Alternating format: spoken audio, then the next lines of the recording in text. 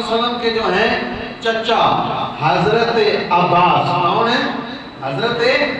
عباس، انہوں نے ابھی اسلام قبول نہیں کیا ہوا تھا، ابھی اسلام قبول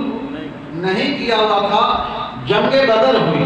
جنگ بدر میں یہ قیدی ہو کے آ گیا، چچا بھی کافر بھی۔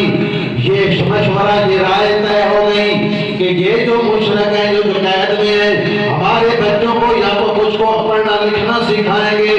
یا ہمارا جو ہمیں کچھ فدیہ دیں گے، ہم انہیں آزاد کر دیں گے۔ نبی پاک صلی اللہ علیہ وآلہ وسلم نے فرمایا، اپنے چچے عباس کو مخاطب کر کے بلا کے فرمایا، اے میرے چچا جان، فدیہ کچھ پیسے دیتے آزاد ہو جا، کچھ پیسے دے آزاد ہو جا۔ تو چچا نے بہانہ بنایا، کفر میں، اسلام میں آئے نہیں ہے۔ چاچا نے بہانہ لایا، میرے کوتے پتریا، اے محمد میرے کوتے کو جہائی کوئی نہیں، میں فدیہ کی دیواں، میرے کوٹ کو جہائی کوئی نہیں، میں فدیہ کی دینا۔ تو نبی کے بیٹے تھے حضرت قسم اور حضرت جو ہے انہوں نے ایک اور ان کا بیٹا تھا۔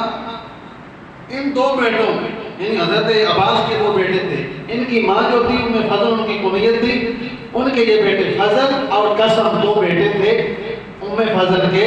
یہ حضرت عباس کی بیوی تھی۔ جب حضرت عباس جو ہے جنگ بدر لڑنے کے لیے نکلے تھے، گھر کی جو رقم تھی، جو خزانہ تھا، انہوں نے گڑا کھودا اور اندر دبیا کہ راز آئی بیوی اور بیوی حضرت عباس اور انہیں فضل تھا، اور حضرت عباس اپنی بیوی کہہ رہے ہیں کہ اے میری بیوی، میں جا رہا جنگ بدر دے اندر، جے میں شہید یعنی قتل ہو گیا، کیونکہ اپنے کفر دے اندر آنا ہے، قتل ہو گیا، اے میرے بیٹیاں دا خزانہ ہے، ایک میں زمین دے اندر ٹویا کر کے دبا کے جا رہے ہیں، اے انہاں دے دے نہیں، کل بندے بندے ہیں کہ منگتے نہ بڑے ہون، کسی کو منگتے نہ پھرن، اے میرے بیٹیاں دا خزانہ زمین دے اندر ہے۔ اے راز حضرت عباس اور ام فضل داسی تو جو چاچے آگیا، یا رسول اللہ میرے کو دے ہے کچھ نہیں۔ نبی پاک نے فرمایا، چاچا کی ادیاں گلہ کرتا ہے، جنہ خزانہ بیوی نہ مشورہ کر کے زمین میں دب کے آئے، جب یہ کہا تو حضرت عباس آنکھیں کھول کے حیرانگی کے ساتھ نبی پاک کے چہرے کو دیکھ رہے ہیں، بڑے حیران، یہ غیب کی، یعنی آپ وہ کہتے ہیں کہ یہ راز ایسا تھا، یہ صرف میرا اور میری بیوی کا راز تھا، میرے سوا اور کوئی اس کو جانتا نہیں تھا۔ جب نبی پاک نے یہ غیب کی خبر دی، اس وقت حضرت عباس نے کہا، اشہد ان لا الہ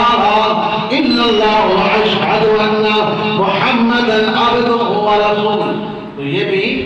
غیب کی خبر یعنی نبی پاک صلی اللہ علیہ وآلہ وسلم نے دی۔ تو اسی طرح جو ہے اور بھی بہت سی حدیثیں ہیں جن میں نبی پاک صلی اللہ علیہ وسلم نے علم غیب کے حوالے سے بتایا ہے۔ تو اسی طرح حضرت فضال